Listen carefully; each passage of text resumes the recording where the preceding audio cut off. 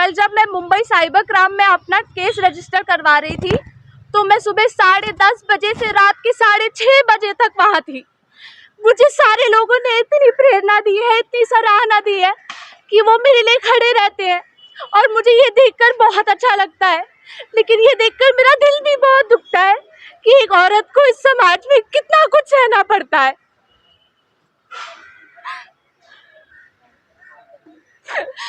मुझे जीने का हक नहीं है, मुझे मर जाना चाहिए।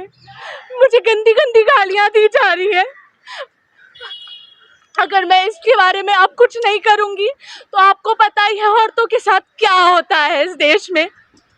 मैंने जैसे ही ये सब मेरे साथ शुरू हुआ, बहुत सारे लोग, बहुत सारी लड़कियां मुझे इंस्टाग्राम पर मैसेजेस सेंड करने लगी, स्क्रीनशॉट सेंड करने लगी, इस बारे में मुझे और सुझाव देने लगी कि मुझे क्या करना चाहिए। तो इस चीज़ का मैंने एविडेंस लेकर साइबर क्राइम पोर्टल पर जैसे ही मुझे पता चला अपलोड कर दिया।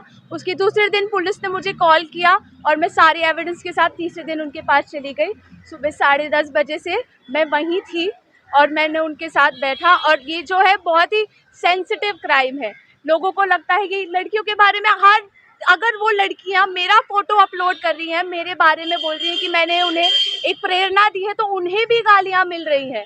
उन्हें भी इतनी गंदी गंदी माँ बहन की और क्या क्या बोल रहे हैं उन्हें, ये हम सभी जानते हैं। मुझे बोलने की यहाँ ज़रूरत बिल्कुल नहीं है। अगर आप फिर भी चाहते हैं तो मैं आपके साथ वो सब शेयर कर सकती हूँ। तो पुलिस ने बिल्कुल अच्छे से मेरी हेल्प की है। अभी तक वो केस है, वो इंस्टाग्राम से पर्सनली वो बात कर रहे हैं ये सारी इन्फॉर्मेशन निकालने के लिए, क्योंकि अगर हमने ये ढीले में छोड़ दिया तो लोगों को इससे और ज़्यादा प्रोत्साहन मिल जाएगा। और हम ये केस एक मिसाल बनाएंगे उन सब के खिलाफ जो लगता है लड़कियों के खिलाफ, बच्चियों के खिलाफ कुछ भी बोले, और हम उसे सह लेंगे। ये पुलिस बहुत अपनी जद्दोजहद कर रही है इसे एक मिसाल बनाने के लिए। हम सब लड़कियां आज भी मुझसे कह रही थी कि फर्स्ट ऑफ ऑल तो जिन्होंने भी ये सब किया है, मैंने उनके खिलाफ मामला दर्ज किया है। उन्हें पब्लिकली अपोलोजाइज करना चाहिए दुनिया की सारी औरतों से, क्योंकि वो अभी से नहीं कर रहे हैं ये सब। ये मिसोजिनी जो है हमारे अंदर, हर एक इंडिविजुअल के अंदर जो भी ये चाहता है, बहुत पहले से हो रही है।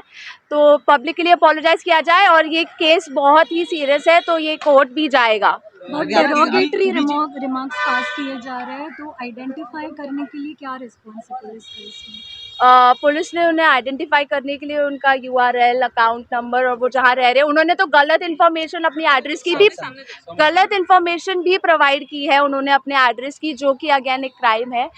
मुझे ये कहते वक्त बहुत फख्र फील हो रहा है कि अब तक तो मेरे सिर्फ फ़ोटोज़ थे, लेकिन कल फॉर्मली मेरा नाम भी दर्ज हुआ था। मेरे खिलाफ भी FIR आई थी जब मैं पुलिस स्टेशन में थी।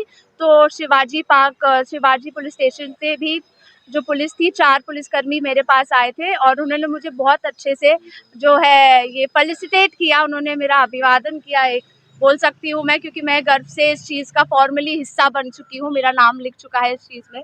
तो मैं बिल्कुल इसके लिए टेंशन में आपको तो दिखूंगी नहीं, क्योंकि ऑलरेडी गवर्नमेंट ने हमें बैक कर दिया है, कोर्ट ने हमें बैक कर दिया है। बट ये जो प्रोसेस है इसे जल्दी से जल्दी सुलझा दिया जाए ताकि हम बच्चे जो है अपने काम पर फोकस कर सके। कल 3:30 बजे पुलिस आई थी MIDC पुलिस थाने में। उन्होंने मुझे ये जो भी है फॉर्म दिया था, FIR, प्री FIR जिसे बोलते हैं, वो दिया था। और यहाँ आने से पहले ही जब मैं यहाँ आ रही थी ऑन द वे पता चला कि ऑलरेडी FIR जो है वापस लेने का निर्णय ले लिया गया है। बस मैं ये चाहती हूँ कि जो बच्चे हैं वो बिल्कुल डरे नहीं। सरकार बिल्कुल अपना साथ दे रही है। और ये एक बस अगेन ये उन्होंने कुछ ज़्यादा बड़ा काम नहीं किया है, उन्होंने अच्छा काम किया है, लेकिन हमें इसे इतना ग्लोरीफाई नहीं करना चाहिए। ये 24 तारीख को फिक्स हो जाना चाहिए था, ये अभी जाकर फिक्स हो रहा है, तो इसलिए इंटरफेयर भी नहीं करना चाहिए। जो वो करने दो, हमें बस चुपचाप बैठे रहना है एज विद्यार्थी। अभी मैं जानती हूँ कुछ बच्चे हैं ऐसे जिन्होंने अपने एनर्जी में आके गलत गालियाँ दी हैं, गंदे बयान किए हैं, बट वो बच्चे हैं। अगेन हम फ्रस्ट्रेटेड है सिस्टम से। अब देखिए हम यहाँ क्यों हैं, मुझे यहाँ होना चाहिए। मुझे मुंबई यूनिवर्सिटी में मैं जो इंग्लिश लिटरेचर पढ़ने के लिए मैंने अभी अपना दाखिला लिया है, उन्होंने मुझे 2 हफ्ते से वापस कॉल भी नहीं किया है। एडमिशन फ़ीस जो मुझे उन्होंने भेजा था भरने के लिए, वो एडमिशन फ़ीस मैंने भरी ऑनलाइन, और फिर उसके बाद मुझे उन्होंने कन्फर्मेशन भी नहीं भेजा है अभी तक कि मेरा एडमिशन हो चुका है। और अभी ये एडमिशन ख़त्म होने वाला है, तो मैं भी अभी इसमें भी बिज़ी हूँ, लेकिन पढ़ाई करने जाऊँ मैं 2 हफ्ते उन्हें 6 नंबर्स है उनके ऑनलाइन, 6 नंबर्स पे मैंने उन्हें हर रोज कॉल किया है, 1 बजे से लेकर 3 बजे के बीच में और 10 बजे से लेकर 12 बजे के बीच में, लेकिन एक भी कॉल आंसर नहीं हुआ है, सारे कॉल्स बिजी आ रहे हैं या फिर अवैध आ रहे हैं।